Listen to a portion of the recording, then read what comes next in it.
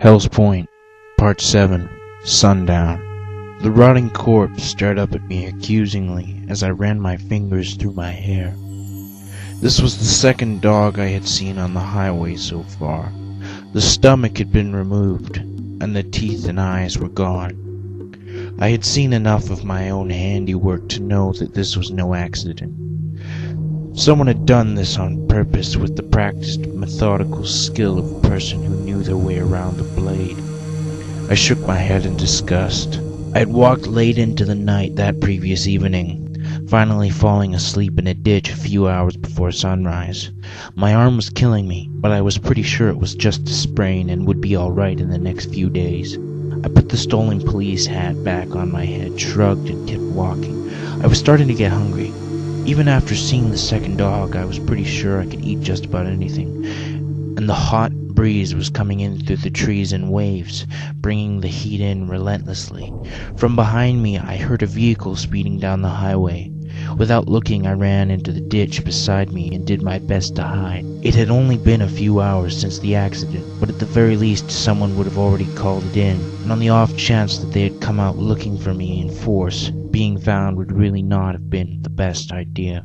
As I looked up from the ditch, I caught a glimpse of the biggest tanker truck I had ever seen, and in the blink of an eye, it had already roared on past me and down the empty highway. I shrugged and rose to my feet. The pain in my leg was fierce, but it was only 10 miles to the nearest gas station. When I got there, I could probably find someone to give me a ride down into Shell Bay. Shell Bay. I couldn't help but get a deep sense of foreboding every time I thought of it. The way that every sign I had passed by in the last 12 hours had been spray-painted over with the words Hell's Point. But foreboding or not, I really didn't have much of a choice but to keep walking. Just then, there came a bend in the road. This turn had not been indicated on any of the signs I had seen so far.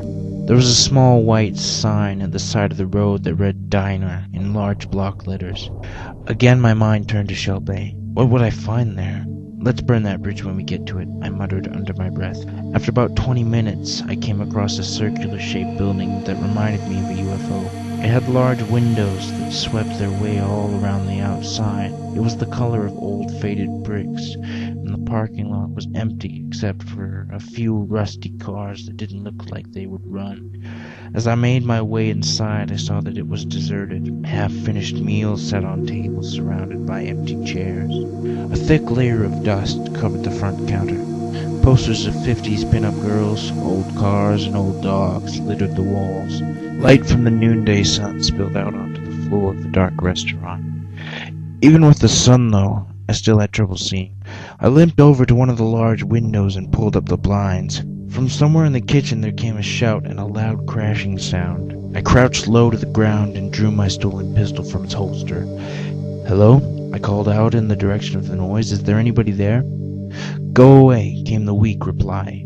It was a woman's voice, elderly by the sound of it. "This is my hiding spot. You can't have it. Go somewhere else." Taken aback, I rose unsteadily to my feet with a grunt, but did not holster my gun. "Relax. I don't want your hiding spot," I said in the most convincing tone I could muster. "I'm a police officer. I just need to ask you a few questions." "Oh, a policeman." She laughed as she said it. "Have you come to save us, Mr. Policeman?" I was getting impatient. "Come on out where I can see you, lady. I just want to talk to you." I heard muffled laughter and the sound of footsteps. I waited silently as they drew nearer. As she came into view, I saw that she looked to be about 95 years old. Her long gray hair was matted and clumped. She looked like she was starving to death. Staring out at me from one eye, the spot where the other should have been a dark empty socket. Dark like this diner, and just as weird. "What's your name, lady?" I asked, trying not to look where her eye used to be. "I used to be called Emma, Mr. Policeman, before the dark time. Before they came back." "Who are you, Mr. Policeman? Have you come to save us?" This was getting a little too strange for me. I glanced out the window. The sun was beginning to set. How long had I been here? I turned my head to the old woman, who called herself Emma. "All right, Emma. I need to get to Shell Bay, but I crashed my car. Could you tell me if any of the ones outside work?" Her reaction was the strangest thing I had ever seen. Her face screwed up into a hideous grin. Then she began to cry. I rested the butt of my gun on my temple and sighed. What the fuck is wrong with this lady?" I muttered under my breath. "Lady, could you tell me what the problem is?" I said in an exasperated tone.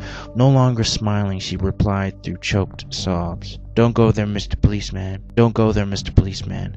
It wasn't always like this, you know. They came with their magics and sorcery, their devilcraft. For 10 years they tormented us, but in the end we drove them away." I looked at her, not quite sure what to say. I just need directions, but she was gone again before I could finish. But now I hear whispers. The false light has come again to bathe in the blood of innocence and take us again to hell. I wasn't really sure what I was hearing, but I didn't have time to ask any more questions. I saw something change in the woman, a fear that stirred somewhere inside of her.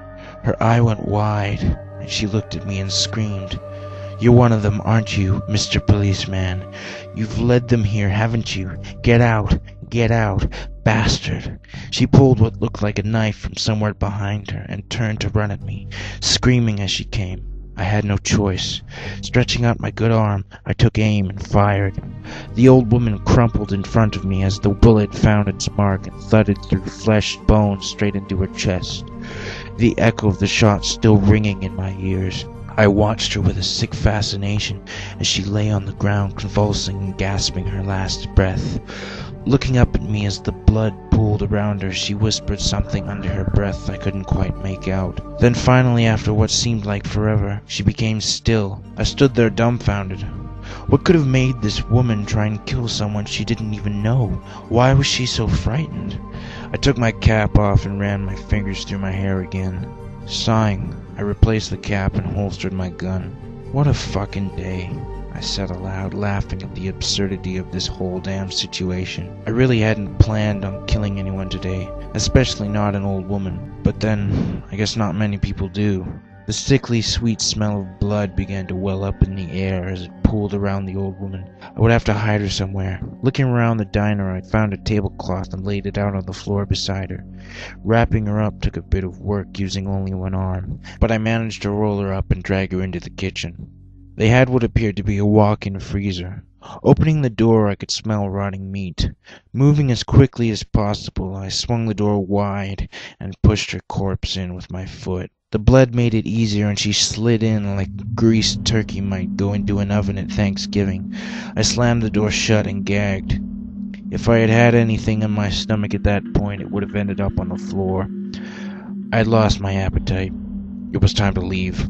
I had contemplated staying, but sharing a diner with the body wasn't my idea of fun. I opened the cash register at the front desk to see if there was anything inside. I found $20 and an old cigarette lighter that still worked. Pocketing them both, I left the diner and walked out into the parking lot. When I was young, my cousin Bill Vance had taught me how to hotwire cars.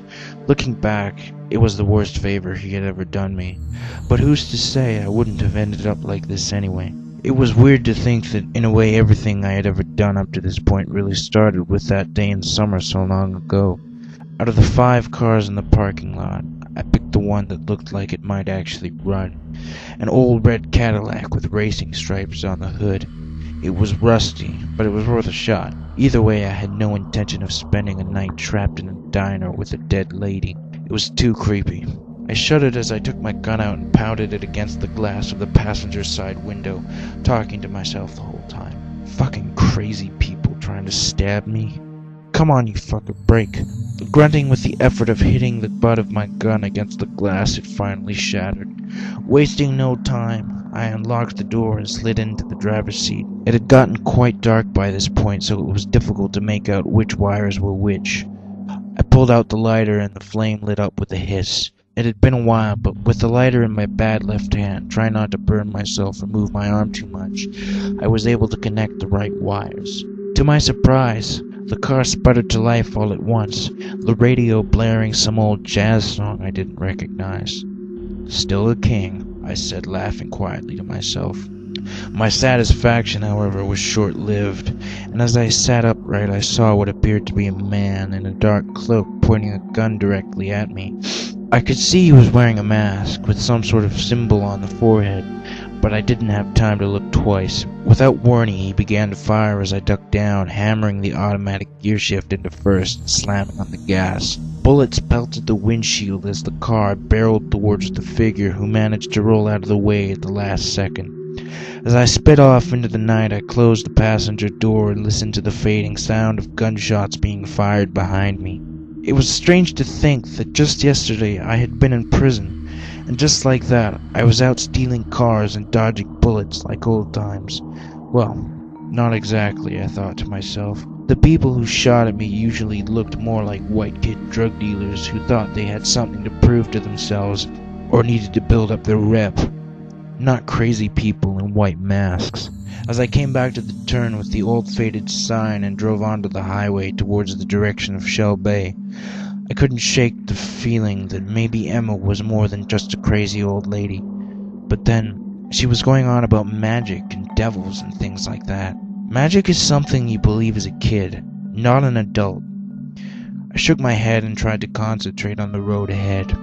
Just forget it and stop thinking crazy, I thought to myself. I just needed to find a place to hide and regroup until this thing blew over.